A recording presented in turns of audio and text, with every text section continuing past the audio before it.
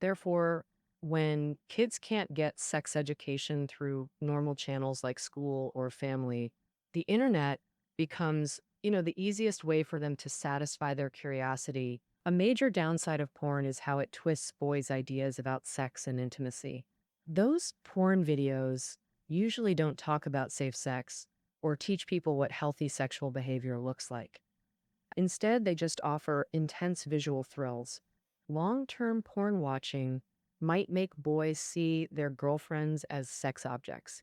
They can't tell the difference between loving sex and porn performances. They start thinking sex is just physical, not realizing they need intimate communication, sharing, or emotional connection with women.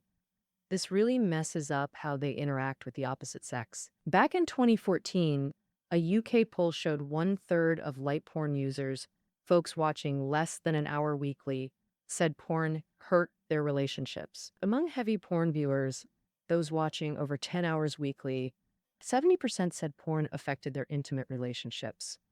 But beyond messing with your mind, constant overstimulation from porn actually rewires your brain's habits at a neural level, making it harder to build real connections.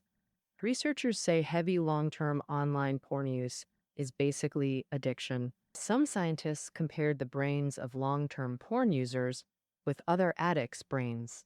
They found the brain changes in porn addicts, gaming addicts, and gambling addicts match those in drug addicts.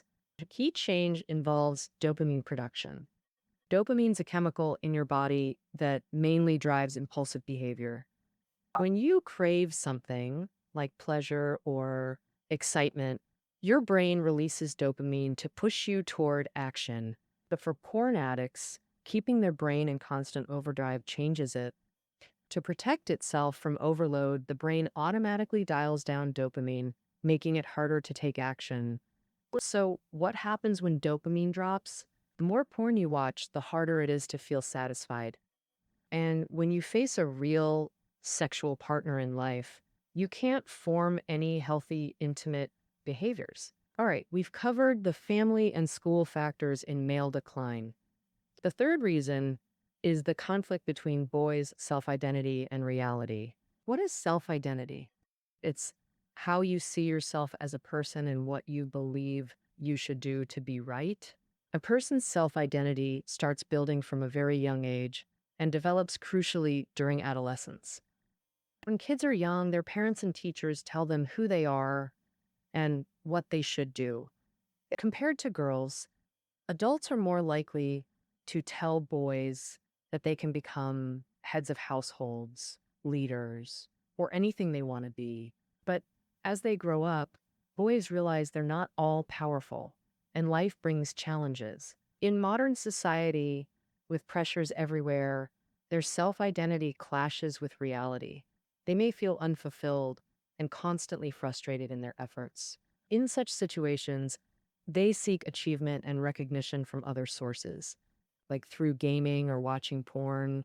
The problem is, if young people build their identity through virtual worlds, instead of honing their will and character in real life, that identity is fragile because these illusory worlds only offer temporary refuge. Ultimately, people still have to return to real life to face responsibilities and demands, which is one reason for male decline. The third reason is the gap between self-identity and reality, which makes boys unable to face setbacks and failures, escaping to virtual worlds for refuge. The last reason I'll discuss is social discrimination against men in a patriarchal society. We all know that in a patriarchal society, women are more prone to discrimination. Why? Why would the author say that men also face social discrimination? The author argues that gender discrimination harms both men and women equally, mainly seen in the demands society places on men. Sometimes it makes them unable to retreat and forces them to move forward. So this often leads to them being unable to feel better, and family life tends to become emotionally closed off. First, let's look at family life. For a long time, the role of men in the family has been ignored. Even men themselves feel that their main success comes from the workplace, not family. There's a joke that after having children, women can consider three options: stay at home, full time work, or part time work. But for a man after having children, there's only one option: full time work.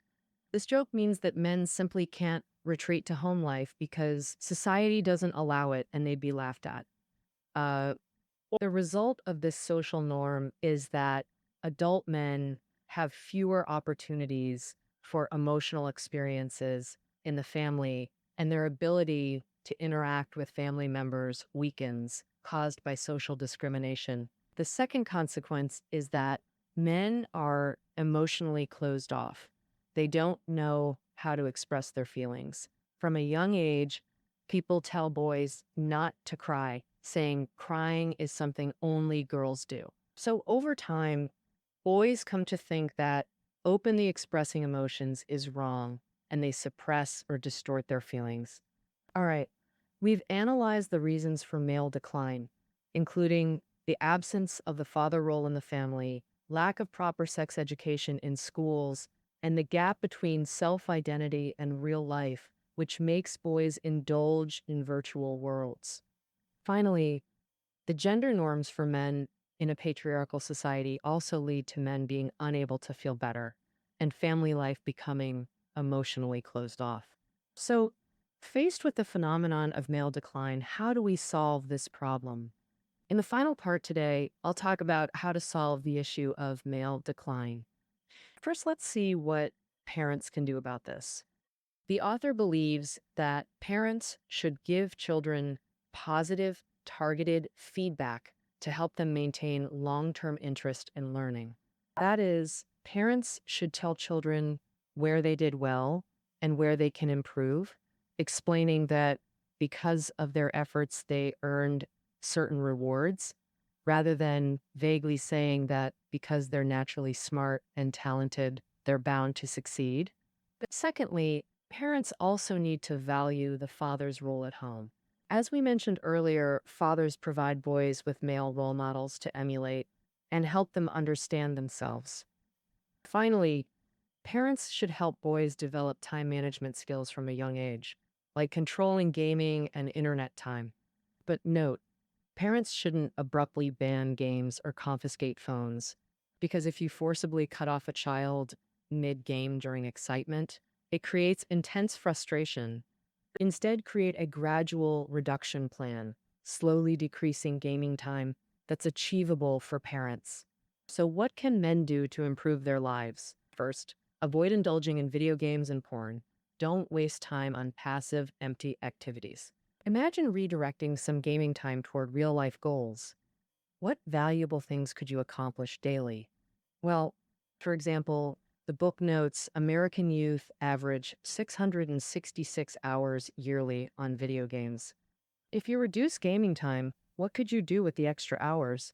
You could spend 200 hours learning a language, 260 hours mastering guitar, 30 hours on sports, and 40 hours learning to dance. After all that, you'd still have 140 plus hours left. Another key point: boys should build more friendships with women. This means platonic friendships, not necessarily romantic relationships. Female friendships help men understand themselves and gender dynamics, clarifying when they're ready for a partner. If unsure how to interact with women, prioritize making them feel safe. Show respect and courtesy, which builds trust for deeper connections. Now, how can women help men grow? Whether as mothers, wives, or girlfriends, encourage men to seek male role models, respect their time with fathers or teachers, and build confidence through pure activities. You might be thinking, wait, didn't you just say isolating men breeds toxic masculinity that hurts their social lives? So why still encourage seeking male role models? Toxic masculinity develops when men only prefer same gender interactions and feel clueless about relating to women. Avoiding toxicity doesn't mean cutting off bonds with male mentors and friends. In fact, good male role models help boys understand themselves better. Additionally, Women can teach men methods for developing and maintaining long term relationships. As women become more educated, successful, and financially independent, they naturally need men to level up too. For example, women should encourage men to work harder and achieve higher goals. Besides helping men, Zimbardo offers women advice to protect themselves during male decline. This advice approach dating like stock market investing. What does this mean? Women should seek interesting, capable men to date. Be like a savvy investor. Assess if a man has both the willingness and ability to build a healthy, lasting relationship with you. And this relationship should foster mutual growth. When evaluating a man, focus on his social skills, listening ability, communication, and collaborative problem solving. Is he a giver or taker, selfish or considerate? These are essential qualities men must have for stable long term relationships. All right, this concludes my final section, how to solve the problem of male decline. Parents, women, and men themselves can all contribute positively. For example, parents should give targeted feedback and value fathers' roles more. Boys should join meaningful activities and build female friendships, while women teach relationship building skills.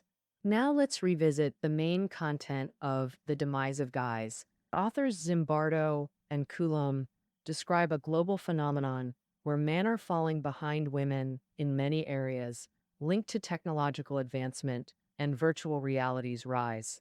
Many young men are addicted to virtual worlds, losing interest in healthy activities and abandoning growth opportunities, preventing healthy social relationships. If these youth can't find jobs later, their lives deteriorate, potentially leading to crime, making their female partners' lives worse.